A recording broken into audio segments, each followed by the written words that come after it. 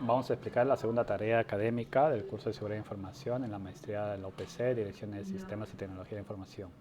Esta tarea académica tiene por título Caso, Identificación, Cuantificación y Tratamiento del Riesgo. El profesor es José Carlos Vargas y yo soy Francisco Sierra. Este es el índice y vamos a continuar con la empresa Sonda. Vamos a mencionar de forma breve que la empresa Sonda en su sede de Perú se divide en gerencias. ¿Vale? Hay 5 gerencias en las cuales están divididas en gerencia comercial, de plataforma, de servicios y seguridad y consultoría, gerencia de administración y finanzas y gerencia de end user support. Los procesos generales de una empresa que está dedicada a brindar servicios de TI a sus clientes son desarrollo y mantenimiento de software, que como se describe acá, tienen varios productos los cuales son ofrecidos al cliente y con los servicios de adecuación y personalización. Tiene como subprocesos los análisis de sistemas, diseño de sistemas, elaboración de arquitectura, desarrollo de software, elaboración de pruebas e implementación de software. Tenemos acá el diagrama BPM del mapa de procesos y estos procesos se pueden dividir en subprocesos. Para temas prácticos de la tarea solo se pone el nivel 1, en la cual se mencionan el proceso general de la construcción de software. Otro proceso es el servicio de consultoría, implementación y soporte, las cuales son esta gerencia la encargada de... La gerencia de consultoría es la encargada de implementar estos servicios. Entonces, para los cuales cuenta con subprocesos: consultoría en tecnologías, implementación de plataformas, gestión y administración de redes de clientes y gestión y administración de la plataforma de servidores. Este es el proceso identificado en el cual vemos cuáles son los subprocesos, y es un ciclo en el cual depende, en la parte final, depende si es que hay un contrato de mantenimiento o soporte, en la cual se haría el proceso o no. Sería un proceso de gestión de mantenimiento. Otro proceso es de servicios de user support, en el cual esta gerencia otorga hombres en sitio o atención mediante una mesa de ayuda. El mapa de proceso es el siguiente, en el cual vemos los participantes, el analista, el implementador, el cliente y la mesa de ayuda, y dependiendo del contrato que tiene el cliente puede seguir un determinado flujo o terminar un tema de monitoreo del servicio de acuerdo al nivel de contrato que se tenga. El proceso de gestión de proyectos, en el cual el cliente es una capa adicional en la cual el cliente recibe una gestión de procesos a través de una gestión de proyecto, del proyecto que adquirió a través de un jefe de proyecto y una oficina PMO. El jefe de proyecto gestiona junto con el implementador la implementación del proyecto en el cliente. Entonces, vamos a lo importante del trabajo. Se han identificado los siguientes activos de información. Son el activo de información sobre clientes, que se clasifica como confidencial, es una categoría de información y tiene una valoración alta dentro de la empresa. La información financiera de la empresa, que se clasifica como confidencial, tiene una categoría de información, tiene como categoría de información y una valoración alta. Información de los trabajadores de la empresa, se clasifica de uso interno, categoría de información y valoración alta. Y la propiedad intelectual, que es una clasificación confidencial, categoría de información y valoración alta. Hay un apartado además donde mediante contratos o SLAs o contratos de confidencialidad la empresa delega cierta información hacia socios, que son por lo general empresas que realizan implementación o servicios, en donde esta empresa proporciona servicios manpower hacia Sonda, debido a que Sonda no tiene estas personas con las calificaciones que tienen estos socios, de tal forma que se puedan cumplir los servicios que el cliente adquiere. En el segundo punto de este documento se van a evaluar los riesgos. Entonces, vamos a tomar solo 3 puntos para hacer de los 4 que se tiene, 3 activos de información de los 4, para que el trabajo no sea muy grande, muy largo, lo cual escapa al objeto que sea un trabajo práctico. Entonces, sobre los activos de información de los clientes, información financiera y propiedad intelectual, vamos a hacer el análisis. Primero, información sobre los clientes. Describimos qué es ¿Qué es la información? Son los datos que la empresa Sonda tiene sobre los clientes que adquieren sus productos de su portafolio. Entre los datos que adquiere, la información que adquiere son las plataformas que tiene el cliente, qué soluciones de software cuenta, cómo se están organizadas estas plataformas, quiénes son las personas responsables y cómo fluye la información utilizando estas infraestructuras. Cuáles son las amenazas identificadas para este activo. Son la filtración de información o datos y la corrupción de los datos, ¿no? Hay varias vulnerabilidades, entre las cuales para la amenaza de filtración vemos que puede haber brechas de confidencialidad, que algún empleado descontento vende la información o la pasa a empresas de la competencia o la utiliza de forma indebida. Para la corrupción de datos podemos indicar que el almacenamiento deficiente o inseguro sobre la documentación generada. ¿Dónde se almacena esta información? Puede ser física o lógica o de forma digital. Para el activo de información financiera de la empresa, son información contable dentro de la empresa que involucra sus estados financieros, sus estados contables y su profitabilidad, si está bien dicho, ¿no? Si es el profit que genera en cada negocio, en cada proyecto, la ganancia, por así decirlo. Que también, como es hacer de una naturaleza de información, puede ser susceptible a dos amenazas, filtración, a dos amenazas, exacto, filtración o corrupción. Para la filtración podemos decir que hay, uno de los riesgos es que haya contraseñas débiles en el acceso al sistema de información, al sistema de base de datos, y en corrupción de datos es que no existe un respaldo adecuado. Podemos tener software inadecuado que realiza el almacenaje, el respaldo de estos datos, el backup, y que no ha sido probado o está desactualizado. Para el tercer activo, propiedad intelectual, son datos e información que los trabajadores de la empresa generan dentro de la empresa y haciendo actividades que incluyen información o datos con la empresa. Puede ser que un usuario tenga en la computadora asignada por la empresa documentos personales, pero esto es propiedad de la empresa, entonces tener mucho cuidado con eso.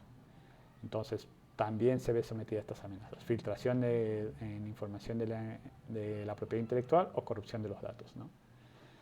Uno de los riesgos es que haya documentos no cifrados que puedan ser accedidos por personas no autorizadas o de repente personas que no son malintencionadas pero tienen acceso, entonces allí hay un problema en seguridad de la información. Hay almacenamiento. Otro también es que no se han probado la recuperación de los datos, ¿no?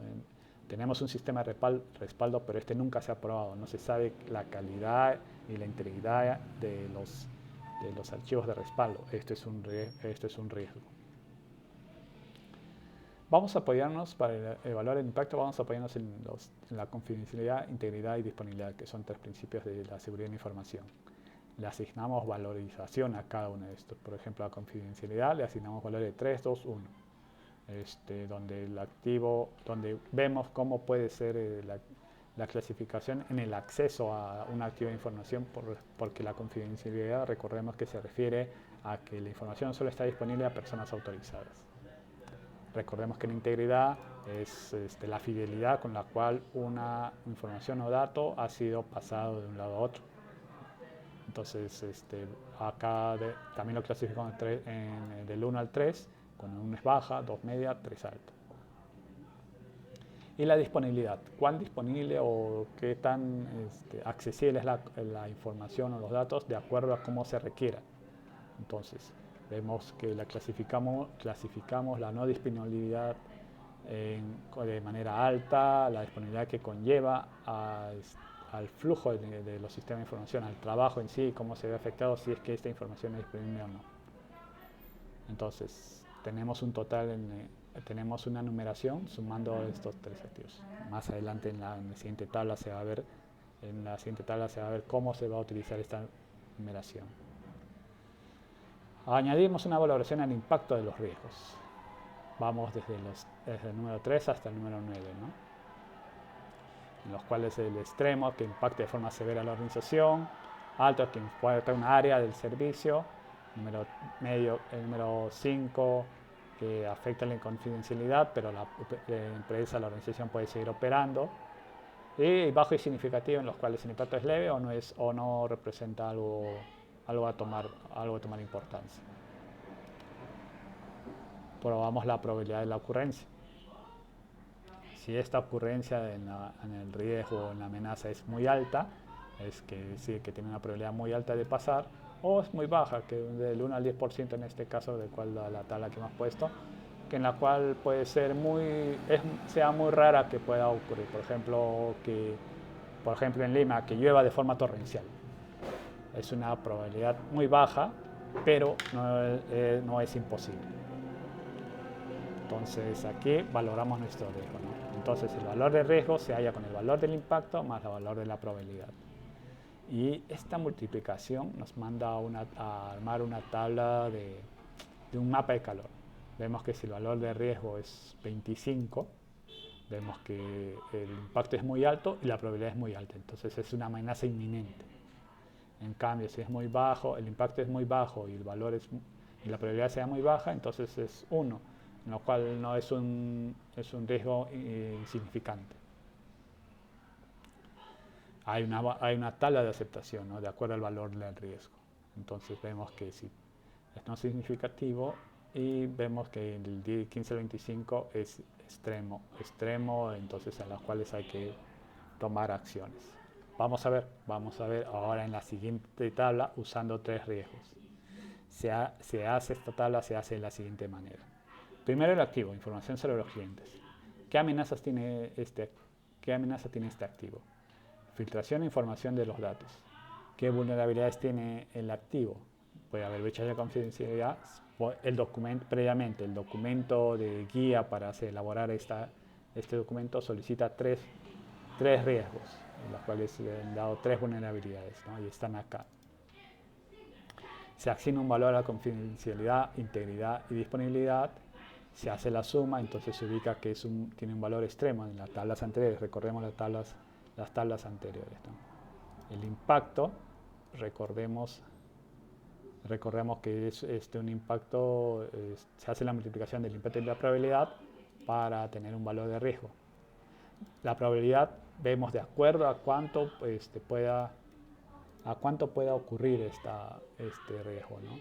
Entonces así vamos calculando y vemos que el valor de los riesgos para estas vulnerabilidades son de medio y alto y alto. Entonces tenemos que estos riesgos están definidos mediante, por ejemplo, la información sensible puede ser publicada en redes o dada a empresas competidoras, ¿no? Personas que no están autorizadas usan los sistemas informáticos. Entonces hay que hacer algo contra estos riesgos. De forma similar se procede con los siguientes activos, ¿no? En este caso vamos a colorearlo de un color distinto.